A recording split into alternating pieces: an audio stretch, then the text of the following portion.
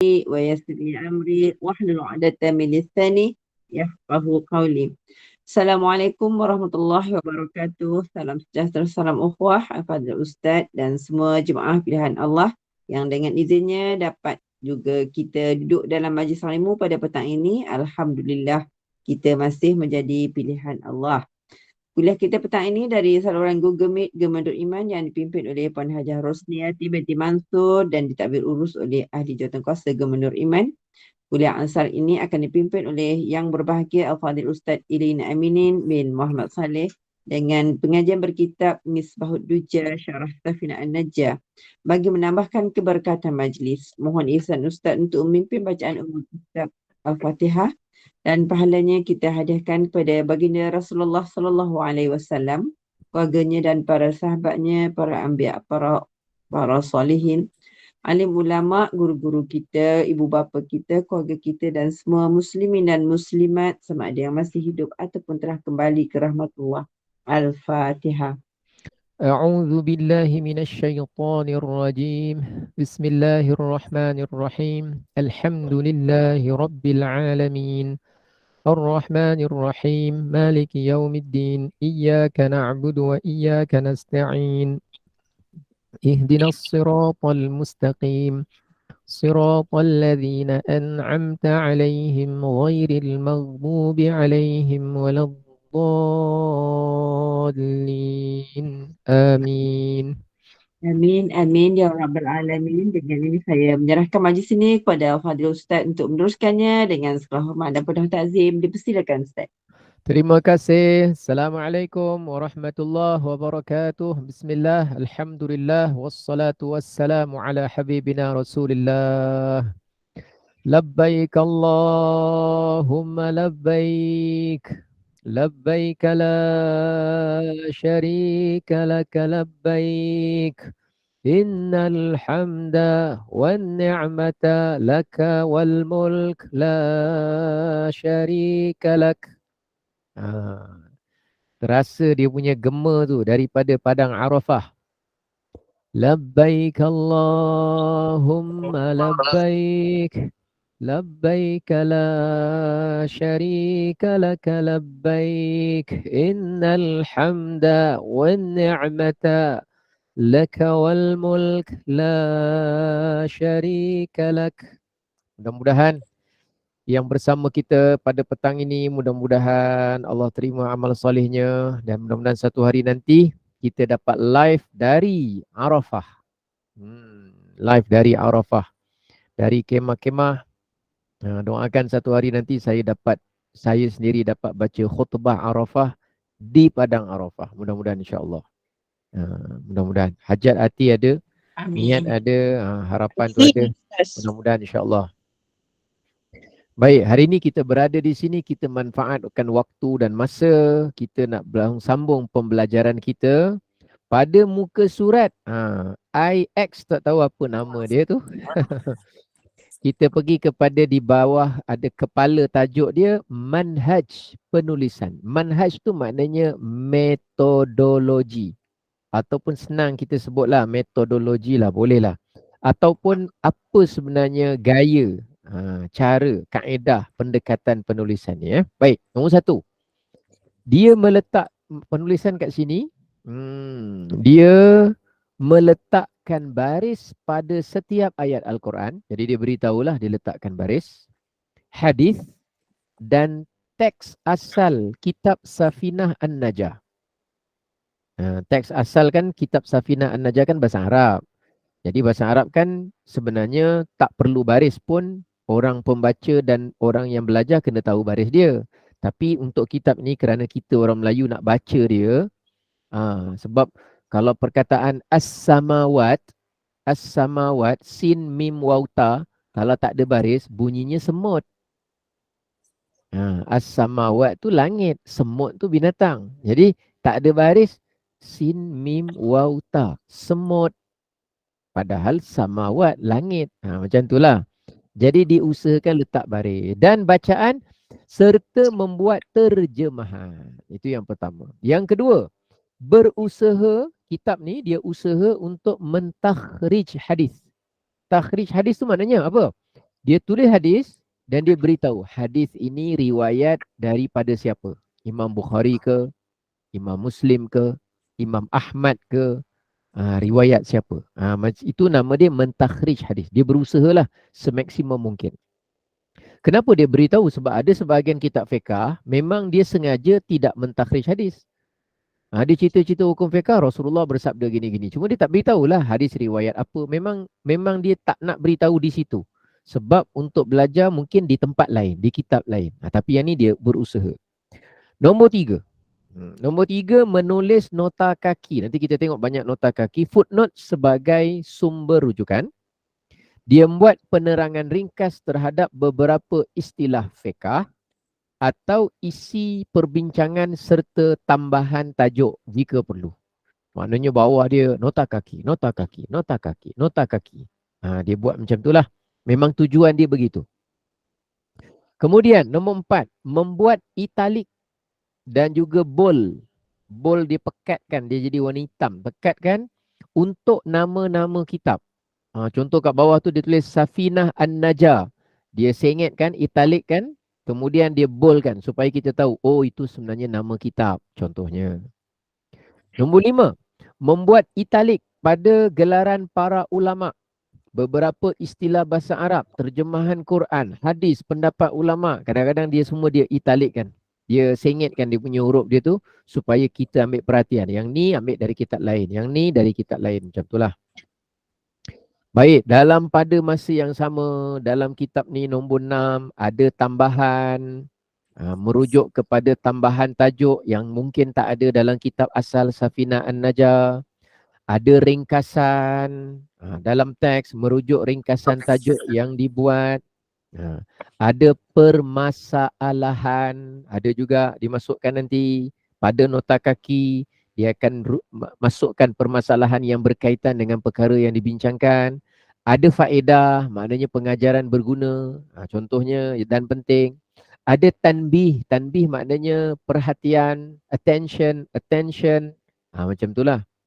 Kemudian ada keterangan pada nota kaki merujuk kepada tambahan penerangan pada teks, catatan.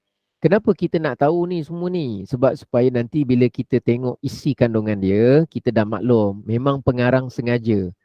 Catatan, tanbih, perhatian, tambahan, penerangan. Dia akan buat faedah macam itulah. Baik, kita pergi ke muka surat berikut. Yang ada X tu. Biodata pengarang kitab Safinah An-Najah. Siapa pengarang kitab ni? Tahu tak nama dia? Syekh apa nama dia? Syekh, nama dia ada dekat situ. Syekh Salim bin Sumair. Syekh Salim tu. Dia tu orang mana, keturunan apa, duduk mana. Jadi kita kena tahulah pengarang kitab ni. Nama dan kelahiran. Beliau adalah Al-Alim. Al-Alim maknanya orang yang berilmu. Al-Allamah maknanya orang yang banyak ilmu. Al-Faqih maknanya orang yang mempunyai luas keilmuan dia. Terutama dalam bidang fiqah. Namanya Syekh Salim bin Sumair bin Abdullah bin Sa'ad bin Abdullah bin Sumair Al-Hadrami. Nama bapa dia, nama moyang di atas sana sama, Sumair. Jadi diringkaskan Syekh Salim bin Sumair. Al-Hadrami, Hadramaut. Asy-Syafi'i, mazhab Syafi'i. Dilahirkan di kampung Zi Asbah, salah sebuah kampung dekat Hadramaut. Hadramaut kat mana? Dekat Bangi ada 5. Yaman. Yaman. Betul Yaman. Yaman yang betul lah. Yang kat Bangi kena order Ustaz. Yang kat Bangi tu Hadramaut juga. Tapi bukan nama bandar. Tapi nama restoran. Hadramaut juga. Jadi cerita dia dekat Yaman, Hadramaut. Baik, maknanya darah keturunan Arab ni. Pendidikan awal, mencari ilmu. Beliau membesar mendapat pendidikan awal daripada bapanya sendiri. Bapanya ajar kepada dia. Namanya Syekh Abdullah bin Sa'ad. Beliau belajar Quran, menguasai tajwid, kemudian mengajar Quran kepada masyarakat. dekat sana di Yaman, kalau orang yang belajar mengajar-ngajar Quran ni dipanggil muallim. Kalau dekat dekat Malaysia ni kalau ngajar-ngajar Quran dipanggil apa? Ustazah. Ustaz. Dipanggil ustaz. Kalau kat sana dipanggil muallim. Kalau saya di Mesir, ustaz ni bukan yang mengajar. Ustaz ni maknanya orang yang pakar dalam sesuatu bidang. Jadi kalau orang tu pakar nuklear, dipanggil al-ustaz. Dia pakar dalam bidang penanaman, dipanggil al-ustaz. Dia pakar dalam, dia mahir lah, maknanya dihormati dalam bidang dia. Jadi kat sana doktor pun ada ustaz. Pakar jantung pun al-ustaz. Yang penting dia handal lah. Tu cara penggunaan kat sana. Dekat Malaysia lain. Kat Malaysia lain. Macam itulah. Baik Jadi ada beza cara penggunaan. Kalau dari saya pergi ke Syria dulu, dia panggilan encik tu muallim. Dia kata, apa khabar awak muallim? Kita pun tanya siapa pula cikgu ni. Rupanya kat sana memang orang dia tak kenal, dia hormat, dia panggil muallim. Contohnya itulah sebagai tanda hormat. Baik, sekarang ni beliau juga belajar ilmu syariat melalui bapanya dan para ulama di Hadramaut pada kurun ke-13 Hijriyah. Kurun 13 tu maknanya berapa? 1200 sampai 1300. Maknanya taklah lama sangat Ustaz. Tak lama. Baru saja lebih kurang 200 tahun sebelum kita. Oh, maknanya pengarang ni bukan hidup zaman 200 Hijrah, bukan. Hidup zaman 300 Hijrah, bukan. Zaman 600 Hijrah, bukan. Tapi dah zaman yang belakang-belakang. Antara 1200 sampai 1300. Namanya abad ke-13. Kurun pula. Kurun ke-13. Kenapa kena tahu ni Ustaz? Inda zikris salihin tatanazzalur rahmat. Menyebut kisah cerita orang soleh akan mengundang turunnya rahmat Allah. Tu nampak belakang saya orang tengah wukuf di Arafah tu. Gambar bukan betul. Saya dekat Senai, Johor, bukan di Mekah. Baik, kemudian bawah. Dakwah dan mengajar. Beliau menghabiskan umurnya yang mulia untuk berdakwah, menyampaikan ilmu agama kepada penuntut ilmu. Antara muridnya yang terkenal ialah, bawah tu, As-Sayyid Habib Abdullah bin Taha Al-Hadar Al-Haddad dan Al-Faqih Syekh Ali bin Umar Baghuzah. Beliau terkenal dengan kedalaman ilmu, kezuhudan sehingga beberapa ulama menuliskan qasidah memujinya. Antaranya ialah Al-Allamah Syekh Abdullah bin Ahmad Basudan.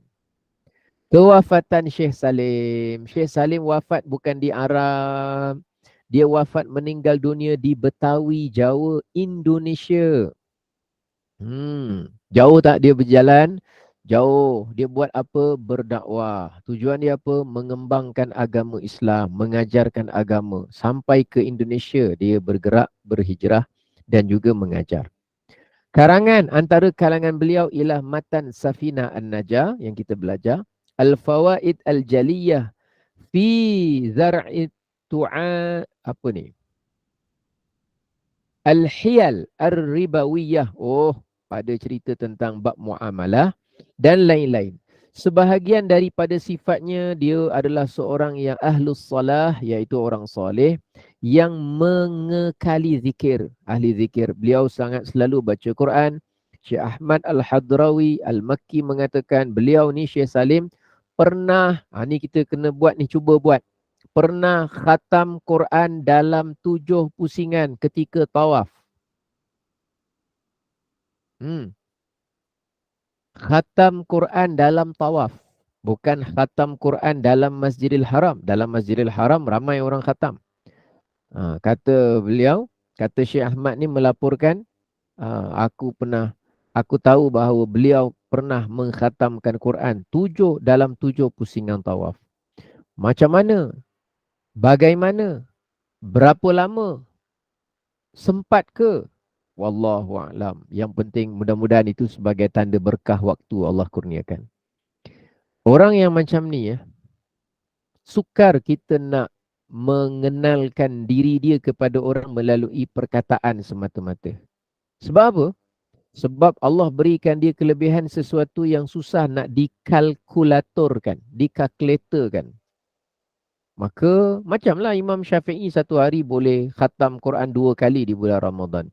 Kita pun tak boleh fikir macam mana satu orang boleh khatam siang 30 juzuk, malam 30 juzuk. Dari segi logika, kerana kita ukur dengan waktu yang kita miliki, yang banyak dalamnya sia-sia, banyak dalamnya buang masa, maka kita susah nak kiaskan pada berkah waktu yang Allah beri pada orang soleh. Kadang-kadang dengan masa yang sama 24 jam, Allah sempatkan, cukupkan masa itu untuk diri mereka melakukan satu-satu amal soleh. Sebab tu kita mohon keberkatan waktu. Dalam waktu yang pendek dia boleh buat banyak perkara. Tapi mustahil ke? Jawapannya tak mustahil. Tak mustahil. Dulu orang cakap sini sampai Mekah 9 jam, orang kata mustahil. Tapi setelah adanya teknologi kapal terbang dan jet, zaman setelah 300 tahun, orang anggap benda tu masih lambat. Kerana ada orang yang boleh terbang 2 jam dah sampai Mekah. Jadi ukuran perjalanan, ukuran pergerakan, kita tak boleh samakan orang yang tak pernah jumpa dengan orang pernah. Orang tahu dengan orang tak tahu. Orang yang tak pernah mengalami keberkatan masa, dia fikir, macam mana satu orang boleh khatam Quran satu hari? Tak logik lah, tak sempat lah. Kita kata, sebagaimana orang yang hidup pada 600 tahun dulu, dia cakap, mana logik kau cakap ni 9 jam sampai Mekah daripada Malaysia? Tak masuk akal lah cakap. Sebab dia tak pernah jumpa dan belum ditemukan sebab yang kuat untuk dia percaya bahawa benda tu boleh berlaku. Sedangkan kita percaya bahawa kalau seseorang itu diberikan keberkatan waktu oleh Allah, maka benda itu bukanlah perkara yang mustahil. Semoga kita dapat manfaat daripada beliau dan ilmu beliau di dunia dan akhirat. Amin. Tengok sebelah muka surat XII. Kita nak masuk ni. Pengenalan kitab Safinah An-Najah. Nama lengkap kitab ni Safinah An-Najah, bahtera penyelamat fima yajibu ala abdi limaulah, dalam membicarakan apa yang wajib ke atas hamba terhadap Tuhannya, kepada Tuhannya. Sebenarnya nama kitab ni Safinah Najah, bahtera penyelamat dalam menerangkan apa sebenarnya yang wajib ke atas hamba melakukan kepada Tuhannya. Maknanya cerita perkara-perkara penting dalam ni. Kitabnya tipis saja. Baik. Ia ditulis oleh seorang ulama besar dari Yaman yang menguasai pelbagai disiplin ilmu Islam, terutama sekali dalam bidang fiqh dan tasawuf. Al-Allamah Faqih Syekh Salim bin Sumair Al-Hadrami. Kitab Safinah An-Najah ni adalah kitab fiqh mazhab Syafi'i yang paling asas. Tolong belajar. Basic ni. Bukan tinggi-tinggi, sulit-sulit, pening-pening. Tak ada. Asas kena tahu. Yang mana ringkas, tetapi sangat banyak dia punya manfaat. Ia sudah menjadi pilihan para ulama untuk kitab yang tipis ini diajar kepada orang yang baru belajar ilmu fiqh Islam. Bukan untuk universiti, boleh juga. Tapi sebenarnya asasnya untuk darjah 1, darjah 2, darjah 3, darjah 4, meniti umur nak balik ni antara benda basic mereka kena belajar. Kerana dia menyebutkan secara ringkas asas agama secara bersepadu dan lengkap. Mulanya ada masuk sikit bab akidah, kepercayaan, kemudian dia masuk bab bersuci, kemudian ada bab solat, puasa dan zakat. Syekh Salim hanya menulis sampai bab zakat saja. Para ulama lepas beliaulah yang lengkapkan, sambungkan, tambahkan kitab ini dengan tambahan satu lagi namanya bab haji. Lengkapkan. Baik. Jadi kita tahulah kita akan belajar apa dalam ni. Solat, zakat, puasa, haji. Depannya ada syahadah sikit. Nanti depannya selepas syahadah ada cerita yang namanya bab bersuci, taharah. Baik, bawah lagi. Tajuk dan bab yang disebut dalam kitab ni sangat penting untuk diketahui oleh setiap orang Islam. Tak kira lelaki perempuan. Tujuan dia apa? Sebagai pedoman untuk kita menjalani kehidupan sehari-hari. Dia bukan cerita kita nak buat negara ke, kita nak buat apa yang apa. Bukan. Asas diri kita nak jadi seorang Muslim yang ada disiplin, karakter, pembawaan, ada tahu apa yang perlu kita lakukan. Aktiviti harian. Baik. Kemudian, kata pengarang lagi. Sebelah. Muka surat apa tu? X111. I. Kitab ini telah diterjemahkan dalam pelbagai bahasa. Termasuk bahasa Melayu ada, macam kat tangan kita. Bahasa Melayu Indonesia ada. Bahasa Sunda, bahasa Tamil, bahasa Cina, bahasa Inggeris dan lain-lain. Dan kitab Safinah An-Najah ni telah tersebar luas di kalangan penganut mazhab Syafi'i di negara Arab dan juga negara bukan Arab. Termasuklah Yaman, Yaman negara Mekah bandar, Madinah bandar, Jeddah bandar, Somalia bandar ke negara? Negara. Ethiopia, Tanzania negara, Kenya, Zanzibar, dan negara Afrika lain juga dekat di dunia orang Melayu, Nusantara. Termasuk Indonesia ada belajar kitab ni, Malaysia yang kita tengah belajar, Brunei, sebahagian sahabat kita belajar, Singapura, Kemboja, lain-lain negara. Oleh kerana manfaatnya sangat besar, maka ulama beri perhatian khusus untuk menulis syarah penjelasan kepada kitab kecil ini. Antara jenis-jenis kitab yang ada, yang pertama, kitab Kashifatus Saja ala Safinatin Najah. Ada karangan Syekh Nawawi Al-Bantani. Nombor 2, kitab Durrah As-Saminah Al-Hashiyah ala Safinah. Ada karangan Syekh Ahmad bin Muhammad Al-Hadrawi. 3, kitab Innaratud Duja fi Tanwiril Hijah Syarah Safinah An-Najah. Ini pun ada juga karangan daripada Syekh Muhammad bin Ali Hussein Al-Maliki. Yang keempat, kitab Nailur Raja Syarah Safinah An-Najah. Ada juga karangan Sayyid Al-Habib Ahmad bin Umar Asy-Syatiri. Ada kitab Nasimul Haya Syarah Safinah An-Najah, Kemanisan Hidup. Ini semua ceritanya kitab-kitab yang dibuat dari kitab induk Safinah An-Najah, dipecahkan permasalahan, disyarahkan. Tapi yang kita buat 5 senarai ni semua bahasa Arab. Ada sini yang orang Arab ada sini. Tak ada. Jadi kita nak ambil lah yang bahasa Melayu. Yang bahasa Melayu pula. Bahasa Melayu. Melayu mana mak? Bahasa Melayu. Yang bahasa Melayu yang ada ni, inilah namanya Misbahud Duja.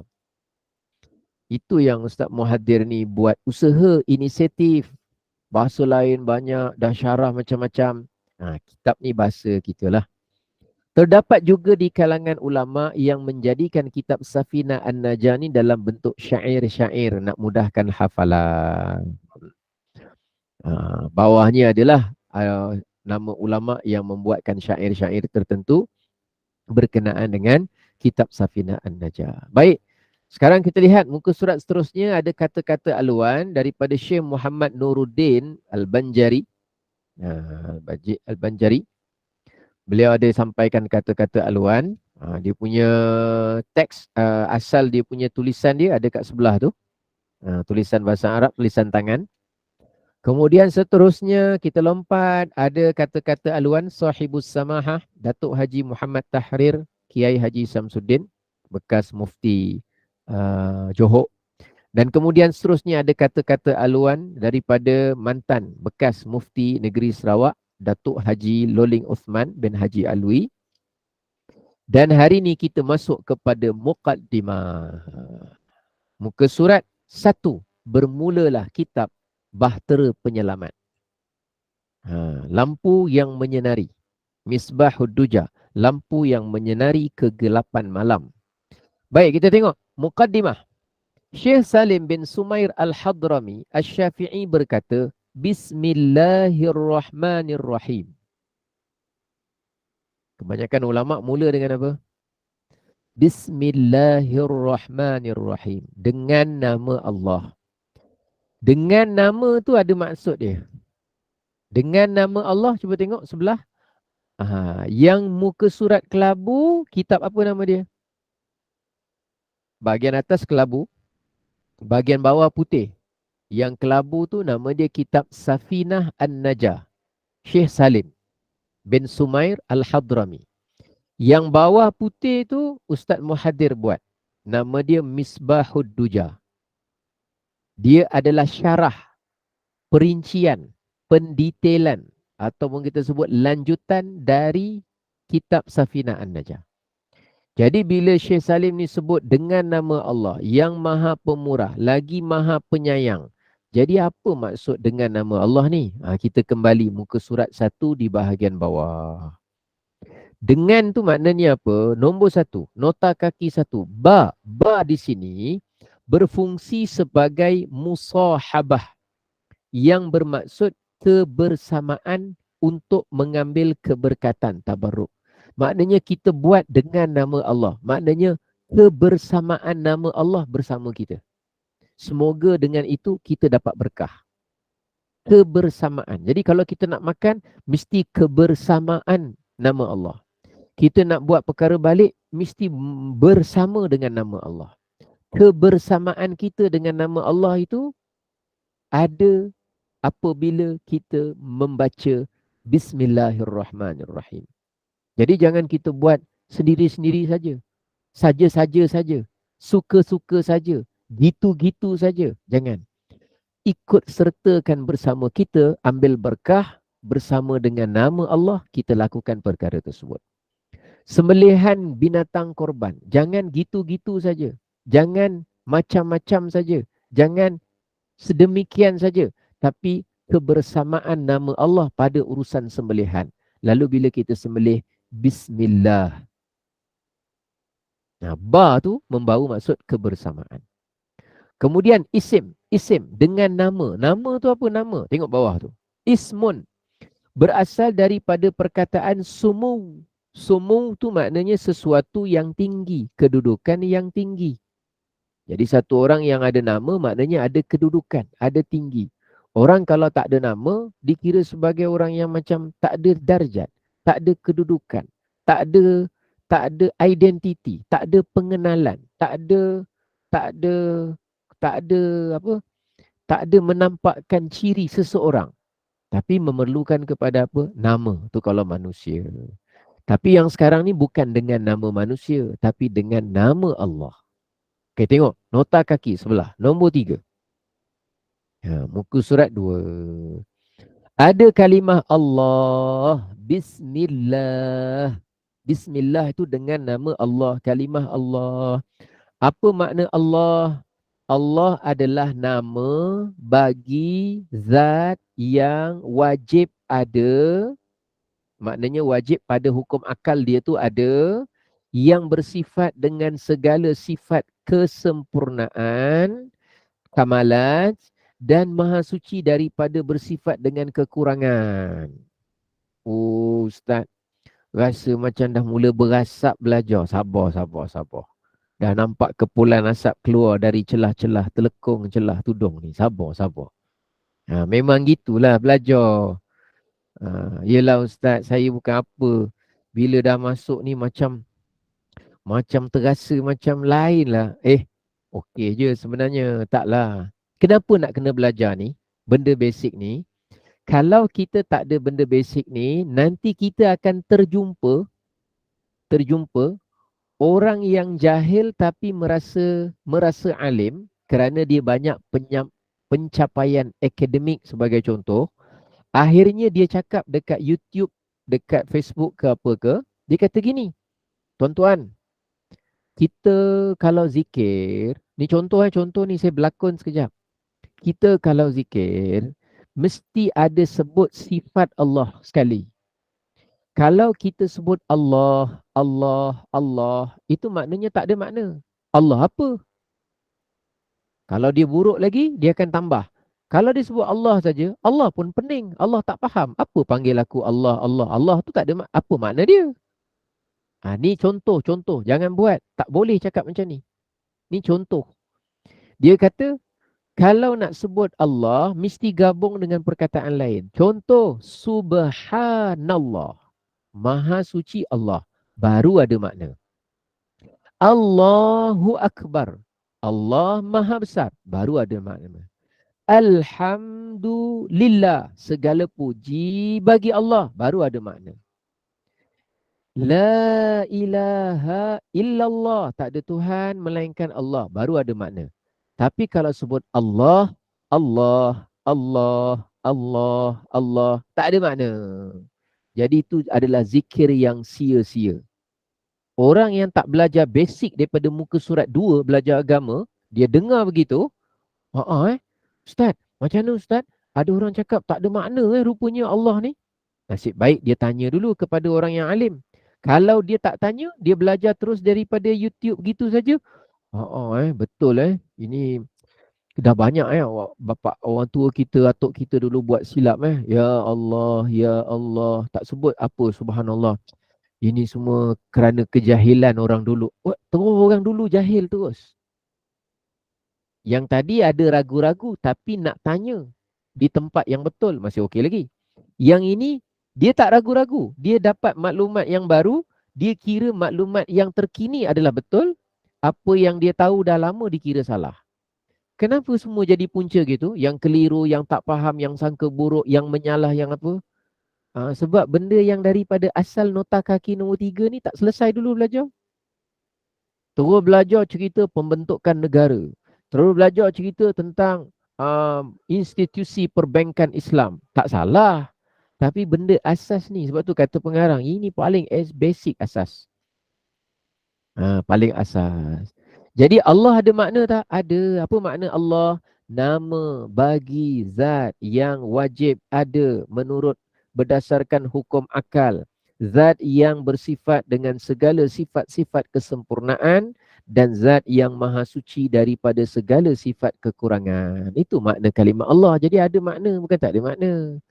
Rasulullah bersabda, tidak akan berlaku hari kiamat selagi mana di atas muka bumi ini ada orang yang menyebut Allah, Allah, Allah. Maknanya zikir Allah, Allah tu menjadi asbab belum datangnya hari kiamat. Macam mana boleh cakap Allah tak ada makna? Atau lebih dahsyat, tidak bermanfaat. Atau lebih dahsyat, tidak mempunyai maksud. Atau lebih dahsyat, bid'ah. Mengatakan dia bid'ah, maknanya dah jauh menyimpang. Kerana dia sendiri tak belajar apa makna kalimah Allah. Nampak macam basic, tapi bila dah ada masalah besar, baru kita tahu rupanya dekat muka surat 2 dah cerita. Benda-benda macam itulah. Yang saya cerita contoh ni, benda dah ada, cuma kita tak perasan kat YouTube mana, siapa ceramah, kita tak tahu. Saya sebab dah ada pengalaman, kita tahulah siapa yang cakap, orang Arab mana yang cakap dan sebagainya. InsyaAllah lah saya tahu. Tapi saya nak cerita tu, kenapa kita tekankan benda ni kembali? Kerana inilah basic asasnya. Baik. Tapi ramai tak orang keliru? Ramai. Ini peringkat ni, bayangkan kalau Dajjal muncul nanti. Walaupun dah tahu Dajjal akan muncul, tapi kekeliruan tetap. Orang yang keliru tu tak keliru juga. Macam itulah.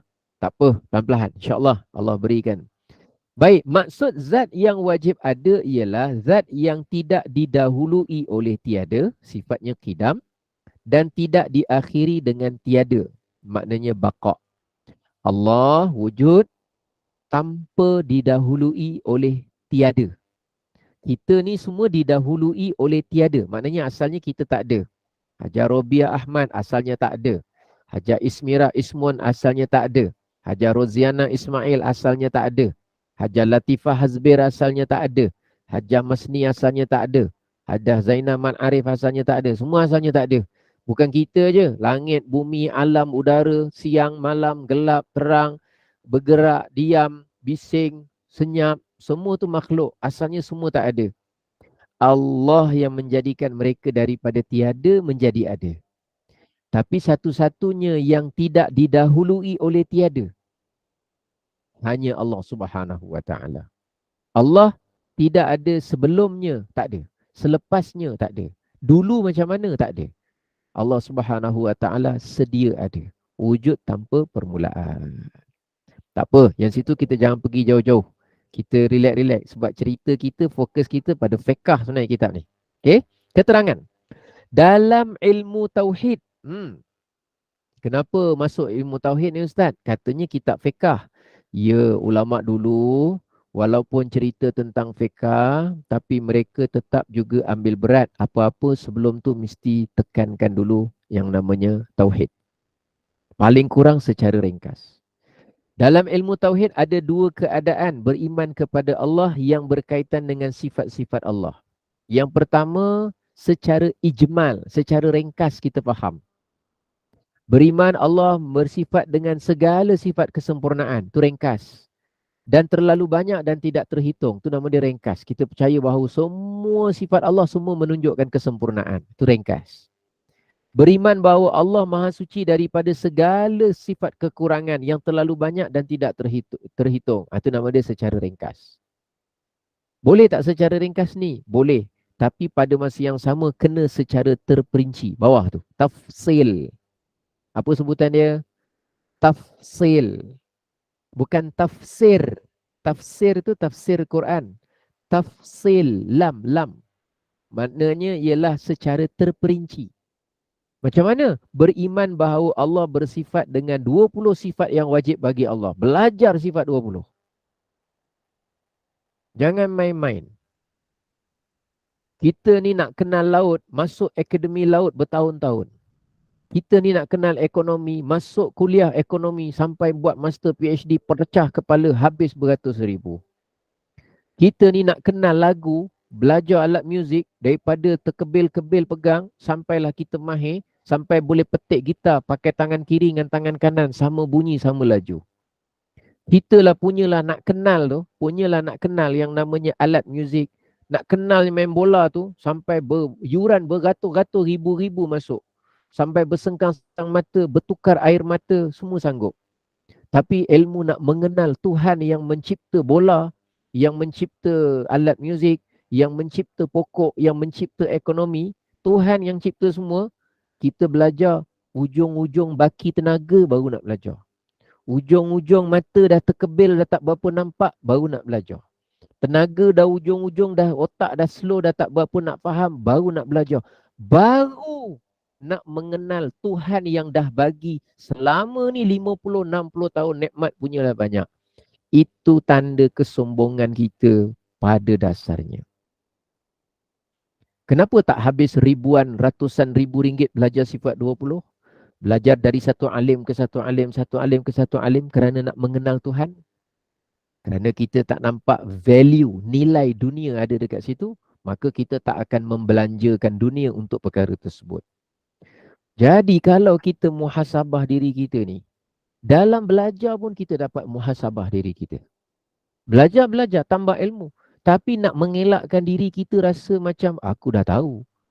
Aku dah pernah dengar dah ni. Alah dulu sekolah agama aku belajar. Jangan. Berapa banyak duit yang kita dah spend, masa dah spend, otak dah spend, tenaga yang kita dah spend untuk benda lain berbanding untuk mengenal Allah Subhanahu Wa Taala. Malu kita nak mendabik dada. Salah kita. Jadi kita fikir semula, aku ni apa sebenarnya? Aku ni nak jadi apa sebenarnya? Bukan bermaksud mencari salah, bukan. Mencari muhasabah. Bukan mencari salah, na'udzubillah. Mencari muhasabah. Supaya bila kita bertambah ilmu, semoga bertambah tawaduk. Saya sedih orang dia tahu kalimah Allah, lepas tu dia dengar satu benda, satu ini, terus berhujah. Tak ada manfaat kita sebut Allah, Allah. Saya kata, janganlah macam tu. Tapi kalau yang cakap tu orangnya pakai anting-anting, seluar pendek, rambut sebelah oren, sebelah kuning, tak apa. Bukan tak apalah, maknanya orang tak ikut. Tapi kalau pakai kopiah, pakai jubah, dengan title-title tertentu, cakap benda-benda macam tu tentang Allah, orang percaya. Betul cakap Allah je tak ada makna macam tu. Mestilah Maha Suci Allah baru ada makna. Allah Maha Besar. Guna logik bahasa Melayu terjemahan. Tak tengok kepada makna kalimah alif lam lam ha yang ditakrifkan oleh ulama tadi. Macam itulah kita tak nak. Nah, kita guna faham kita sendiri dan kesalahan begitu. Okey. Tafsil penting. Beriman Allah bersifat dengan 20 sifat yang wajib. Beriman juga bahawa Allah Maha Suci daripada bersifat dengan 20 sifat yang mustahil. Lawan bagi 20 sifat yang wajib itu tadi. Baik, contohnya kita tengok sebelah. Apa beza wajib fiqh dengan wajib akal? Wajib undang-undang lain. Wajib undang-undang lain. Contoh, awak mestilah memakai tali pinggang keledar. Semua pemandu wajib memakai tali pinggang keselamatan.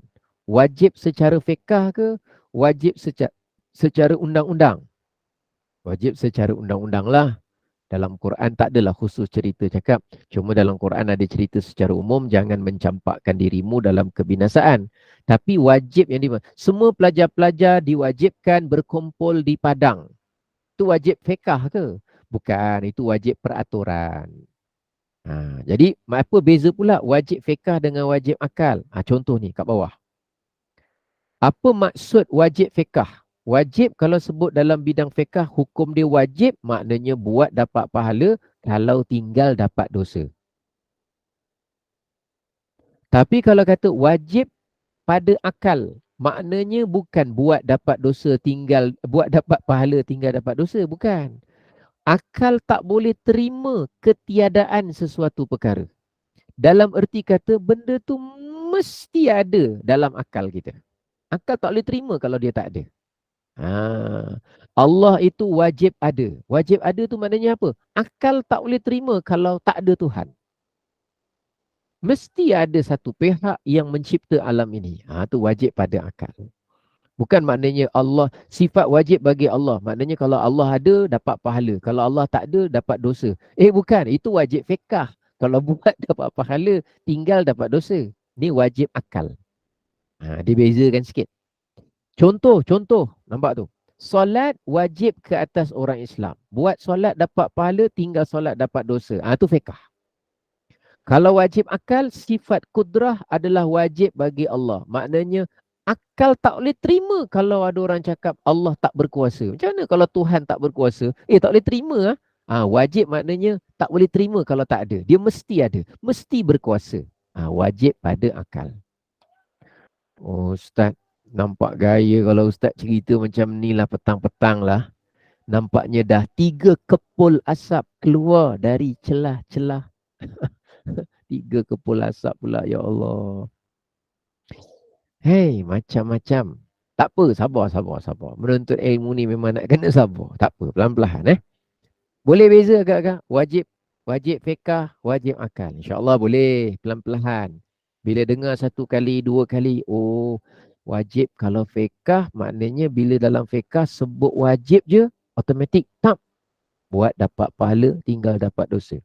Kalau dalam bab ilmu akidah, hukum akal, kalau wajib pada akal, maknanya akal tak boleh terima kalau tak ada. Mesti ada.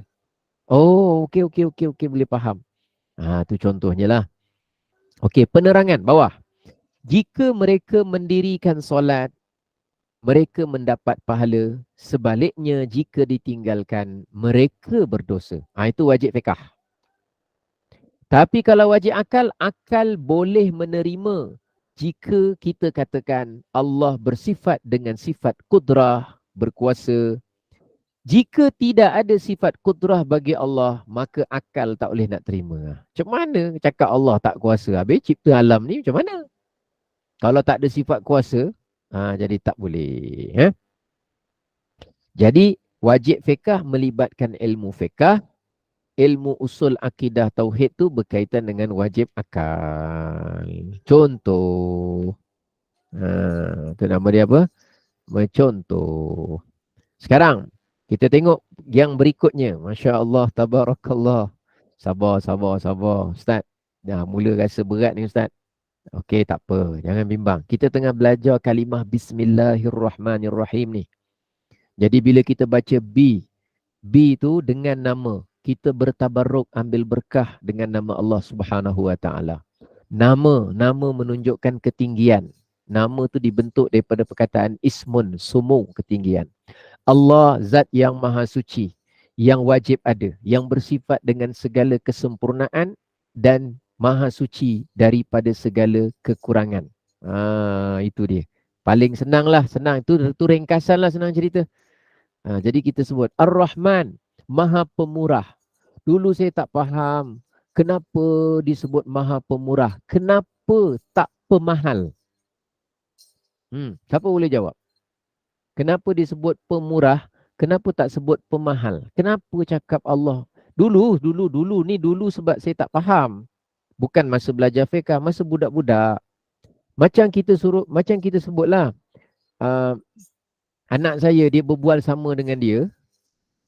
Saya teringat kisah saya dulu. Tapi dulu saya tak pandai, tak berani cakap. Anak saya sekarang berani cakap.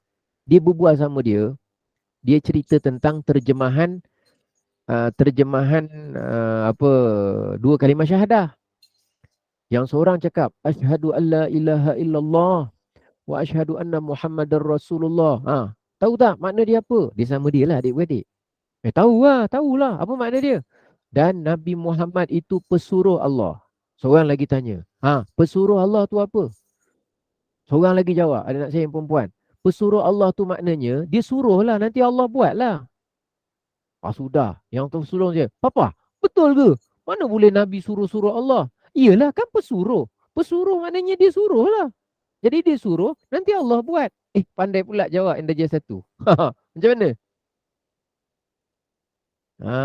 Jadi kita lah teringat. Dulu aku pun terfikir benda yang sama juga. Tapi bila dah besar, dah faham. Saya pun cakap lah. Dalam bab ini, kita memang perlu ada kemahiran bahasa Arab. Pada masa yang sama, kemahiran bahasa Melayu.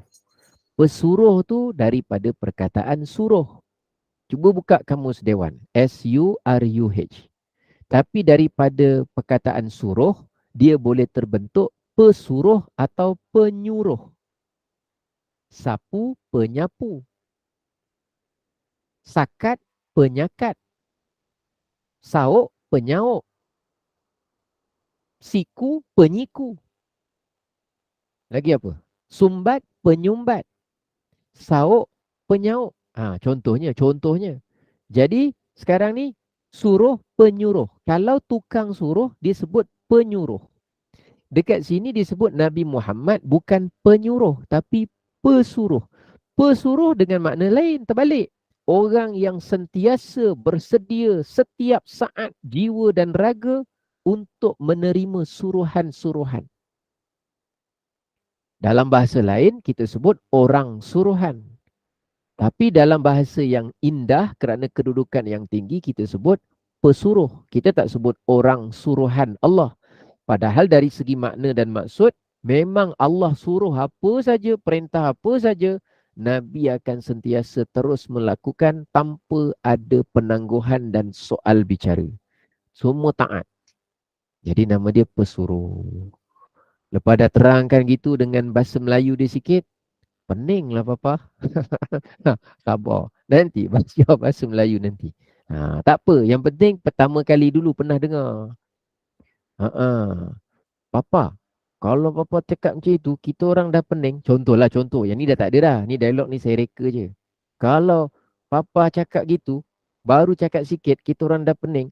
Agak-agak yang petang-petang gema nur iman tu gema nur pening tak Papa? Itu tak tahulah. Wallahualam. Mudah-mudahan tidaklah insyaAllah. Baik cerita pemurah ni. Pemurah. Allah Maha Pemurah, kalimah dia Ar-Rahman.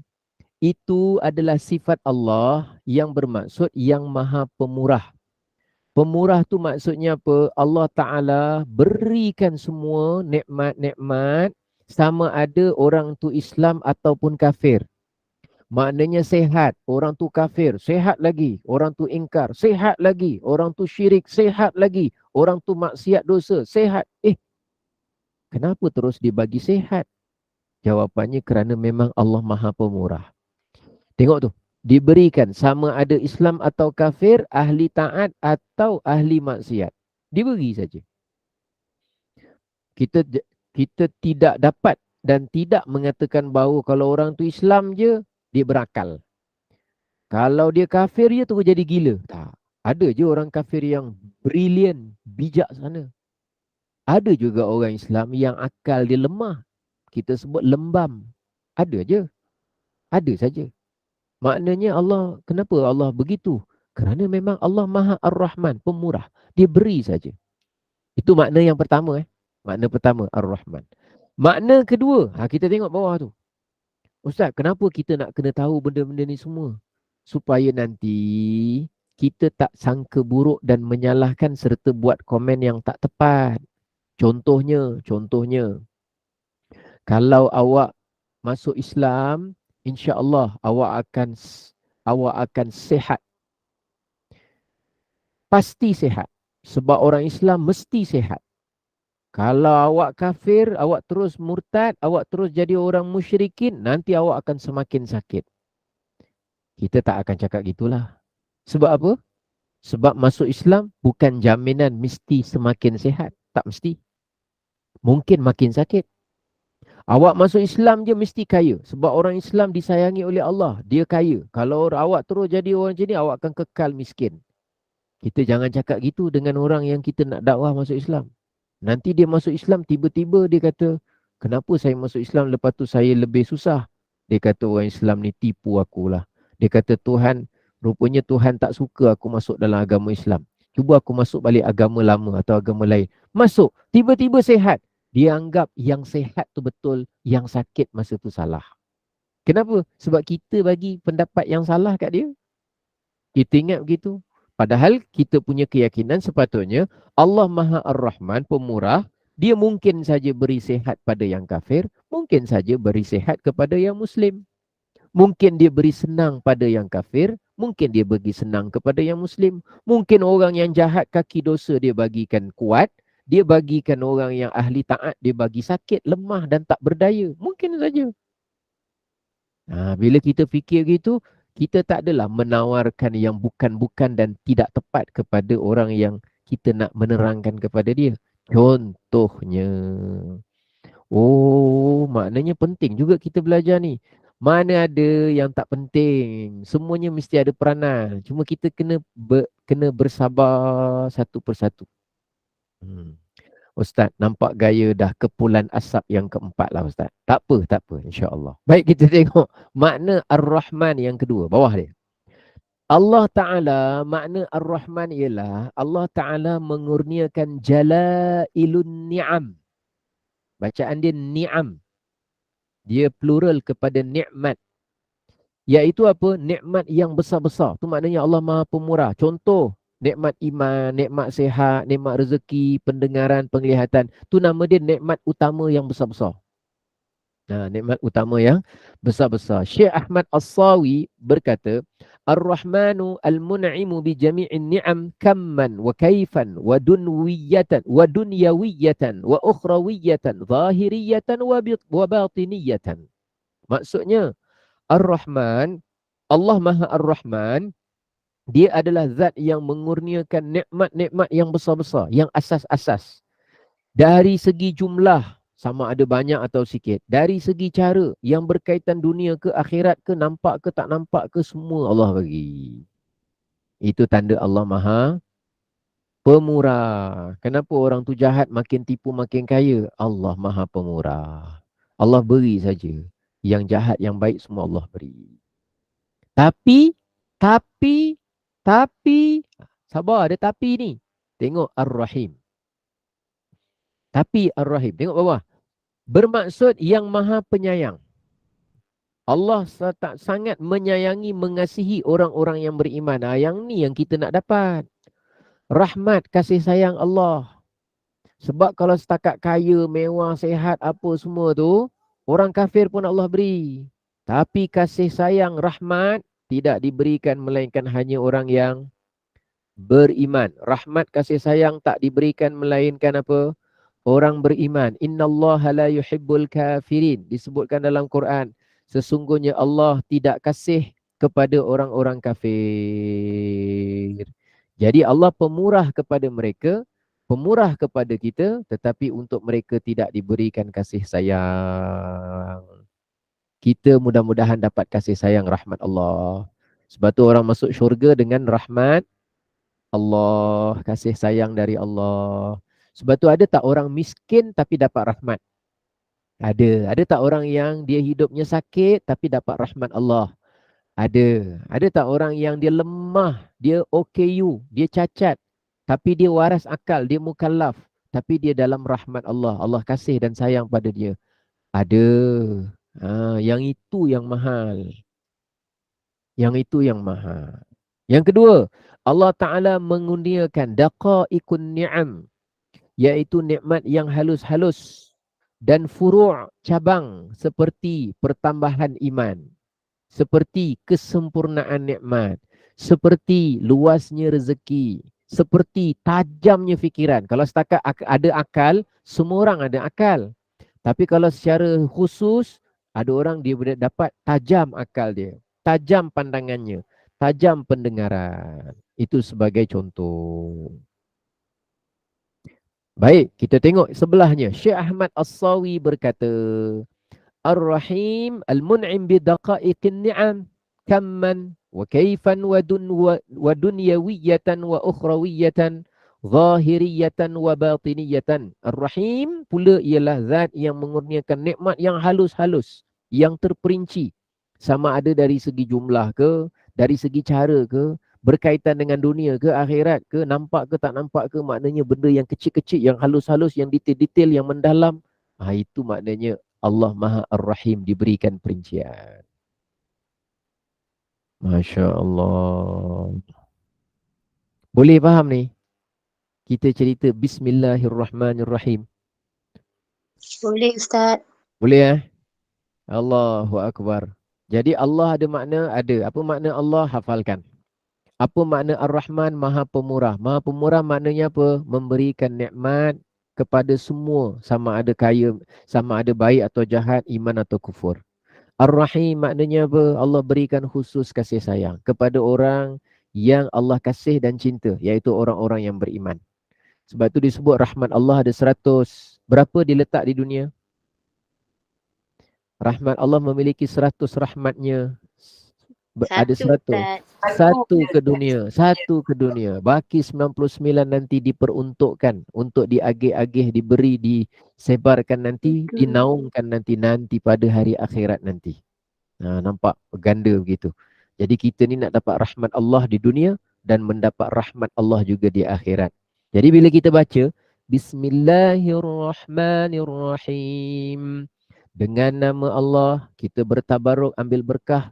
Nama siapa? Nama Allah. Kalimahnya apa? Allah. Apa makna kalimah Allah? Zat yang wajib ada, yang akal tidak dapat menerima bahawa ia tiada, yang bersifat dengan segala sifat kesempurnaan, yang maha suci daripada segala sifat kekurangan. Makna kalimah Allah. Boleh berzikir dengan kalimah Allah, Allah Ar-Rahman Ar-Rahim. Kemudian baru kita tengok apa makna Bismillahirrahmanirrahim. Tengok di bawah sikit. Makna basmalah, penulis Syekh Salim bin Sumair Al-Hadrami di awal kitabnya menulis basmalah tadi tu. Ayat Bismillahirrahmanirrahim namanya basmalah, tujuan dia untuk mengambil keberkatan. Kenapa kita cakap keberkatan? Ada hadisnya. Kullu amrin zibalin la yubda'u bi bismillahi fahuwa aqta'. Semua amalan yang baik, yang ada unsur kebaikan, kalau tak dimulakan dengan bismillah, maka akan terputus. Kata ulama, terputus tu maknanya terputus, tak dapat berkah. Dengan makna seolah-olah beliau mengatakan, tengok tu, bimusahabati. Bismillah tu bimusahabatismillah.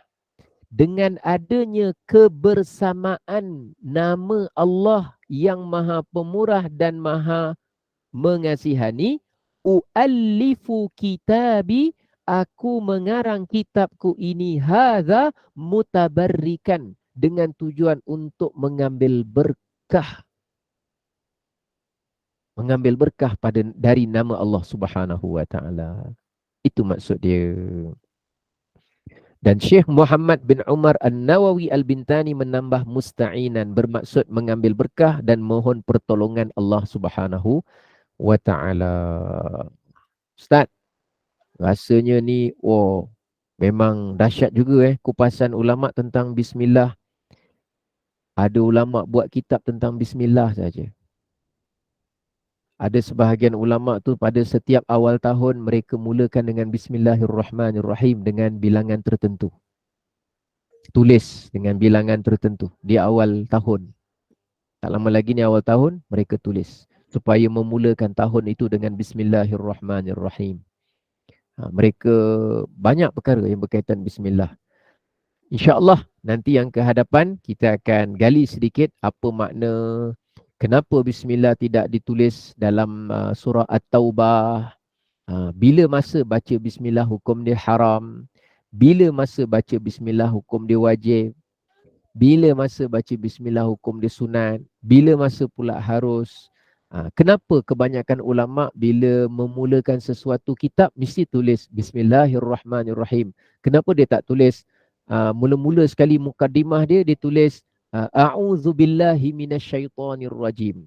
Kalau Quran a'udzubillah, kalau kitab dia tak tulis. Dia tulis bismillahirrahmanirrahim. Kenapa ulama kalau dia bercakap berpidato bismillahirrahmanirrahim, kenapa dia mula bismillah? Dengan nama Allah tu, punya besar dia tu, sampai berpidato, bercakap apa semua ni bermula dengan itu. Tu semua contoh-contoh. Yang mana insya-Allah kita akan lihat nanti dalam pembelajaran kita yang akan datang. Dan bahagian ini mungkin ambil masa sikit, bahagian akidah ni, sebelum nanti kita masuk kepada bahagian fiqh. Kalau bahagian fiqh lebih kepada amalan, praktikal dan sebagainya. Jadi jazakumullah khairal jazak. Mudah-mudahan manfaat, mudah-mudahan barakah. Kita doa mudah-mudahan ilmu yang kita belajar ini bermanfaat. Selamat berbuka puasa bagi yang berpuasa tarwiyah. Selamat bersahur bagi mereka yang bersahur untuk puasa Arafah di Malaysia. Dan mudah-mudahan amalan kita diterima oleh Allah. Dan selamat melaksanakan ibadah korban bagi semua yang melaksanakan ibadah korban. Saya doakan pada tahun mendatang, kalau kita semua panjang umur, diberikan peluang, setiap seorang daripada kita semuanya dimampukan oleh Allah jiwa dan hartanya untuk berkorban. Mudah-mudahan jiwa dia dan harta. Ada orang mampu harta, jiwa tak mampu. Ada orang mampu jiwa, nak sangat, harta langsung tak ada. Tapi mudah-mudahan jiwa dan hartanya untuk berkorban. Barakallahu fikum, jazakumullah. Saya kembalikan semula kepada pengacara majlis. Silakan. Ustaz, nak bagi ruang untuk ada soal jawab sikit ke? Boleh, satu soalan. Apa arti cerita? Okey, silakan. Kalau ada yang nak bersoal jawab.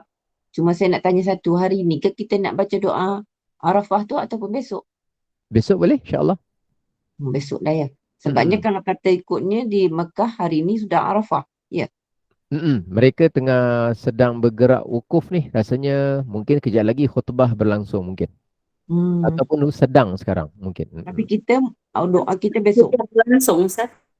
Ya. Sedang berlangsung. Sedang berlangsung. Dia dalam 5.30 gitu, mereka dah 12.30 dah masuk zuhur tu. Sebab sekarang musim panas, dia cepat sikit zuhur biasanya. Okay. Silakan jemaah, mana yang nak bertanya soalan pada Ustaz. Buka sikit. Tak banyak-banyak. Tidak nak pergi maghrib. Assalamualaikum. Assalamualaikum warahmatullahi. Ya. Ustaz, saya nak tanya macam ni. Kakak saya dia OKU tau Ustaz. Tapi dia punya akal dia waras macam kita. Cumanya dia tak solat lah Ustaz. Macam mana tu Ustaz? Kalau dia berwaras, maknanya dia mukallaf lah. Mukallaf maknanya orang dah balik, dia berakal, dia tak gila, dia tak nyanyuk, dia siuman dan dia boleh belajar, boleh faham, boleh ikuti. Maknanya dia ada kewajipan untuk solat. Jadi kita perlu beritahu dia bahawa OKU fizikal selama mana tidak merosakkan akal, masih lagi wajib solat, tapi dia solat ikut kemampuan fizikal dia yang terbatas tu lah. Dia OKU apa ya? Dia OKU, dia sebutan dia tak normal macam kita Ustaz. Oh, sebutan. Sebutan dia nak cakap pun macam susah. Okey, sekarang ni dia macam lagi teruk sakit dia tak boleh jalan Ustaz. Tak boleh jalan. Dah tak boleh jalan, dia lemah, kau nak berdiri pun kita kena pegang. Saya memang suruh dia solat lah Ustaz. Walaupun duduk ke apa kan, walau tak boleh angkat Ha. tangan, buat dengan Mm-mm. pergerakan yang dia mampu. Yang mampu saja, betul. Yang mampu. Cuma itulah Ustaz, saya dah puas dah kami adik-beradik suruh solat. Kadang-kadang dia buat, kadang-kadang dia tak Ustaz. Dia ikut dia. Ah, Puas dah kami adik-beradik ada cakap. ada sebahagian orang dia Mhm. dia dia tahu yang orang nak dia solat, Mhm. tapi dia kurang cukup tahu kenapa dia perlu solat. Kenapa dia solat? Dia tak berapa faham kat situ. Jadi kalau Mhm. kita suruh dia solat, mungkin dia solat, tapi dia solat tanpa dia cukup tahu kenapa ya aku perlu solat. Dia belum cukup banyak ilmu kat situ. Kalau Mhm. dia orang yang boleh mendengar dengan baik, mengikuti dengan baik, kalau dia mengikuti yang Google Meet antara di Gema Nur Iman ni pun ada baiknya juga. Perlahan-perlahan mungkin datang kemahuan dia untuk tu. Mungkin. Mm-mm. Kadang-kadang dia ada ikut juga Ustaz. Kalau Oh, kebijakan adik suruh dia masuk kalau ada apa-apa kan. oh.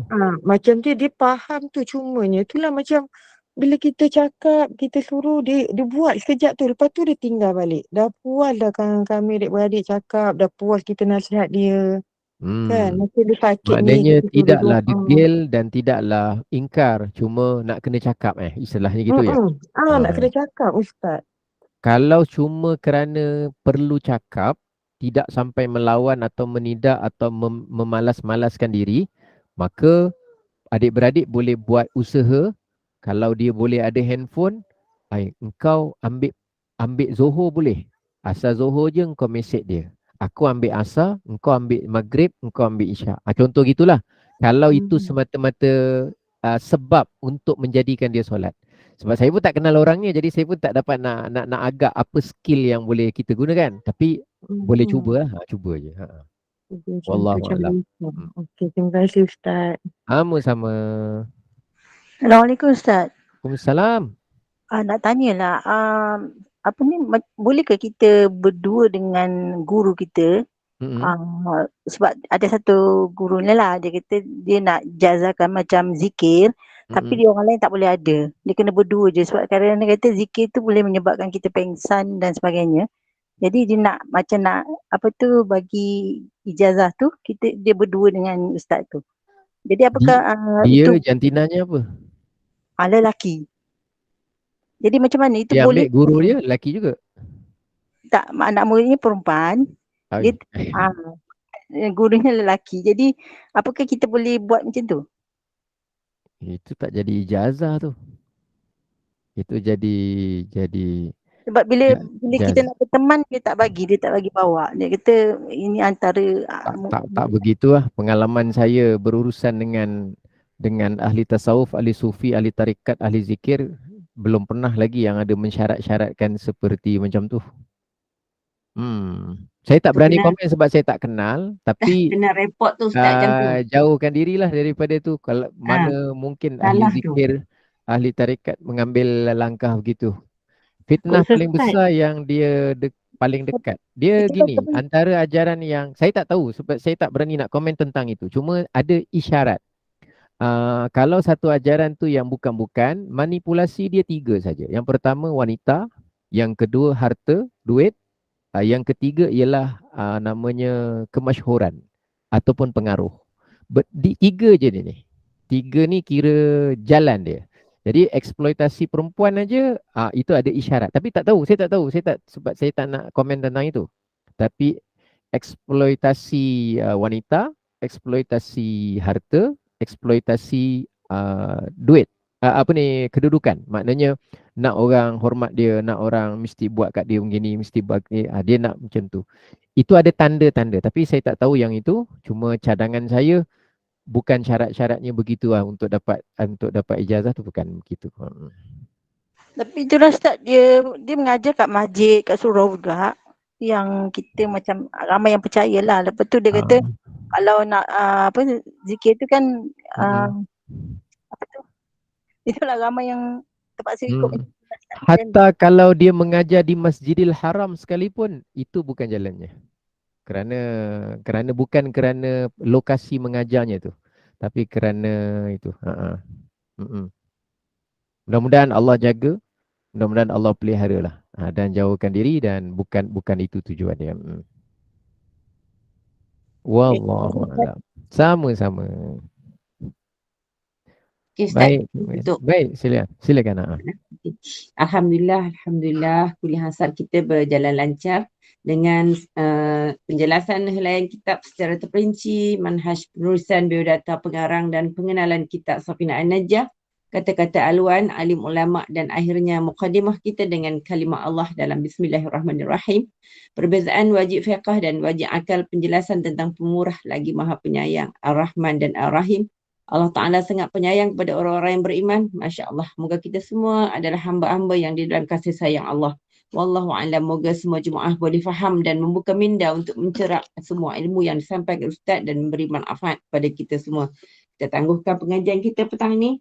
InsyaAllah. Terima kasih Ustaz. Terima kasih semua jemaah. Saya mewakili Gubernur Iman. Mohon maaf zahir dan batin anda ada sebarang kekurangan dalam majlis kita ini. Segala yang baik itu daripada Allah dan yang buruk itu adalah daripada kekurangan kami sendiri. Bagi bertutup majlis, mohon Ustaz bacakan doa penutup, tasbih kafarah dan surah Al-As, dan saya akhiri dengan wabillahi taufiq wal hidayah. Assalamualaikum warahmatullahi wabarakatuh. Waalaikumsalam warahmatullahi wabarakatuh. Subhanakallahumma wa bihamdika asyhadu an la ilaha illa anta astaghfiruka wa atubu ilaik. Bismillahirrahmanirrahim. Wal 'asr innal insana lafi khusr illa alladhina amanu wa 'amilus salihati wa tawasaw bil haqqi wa tawasaw bis sabr. Shadaqallahul 'azim. Terima kasih semua. Sama. Terima kasih.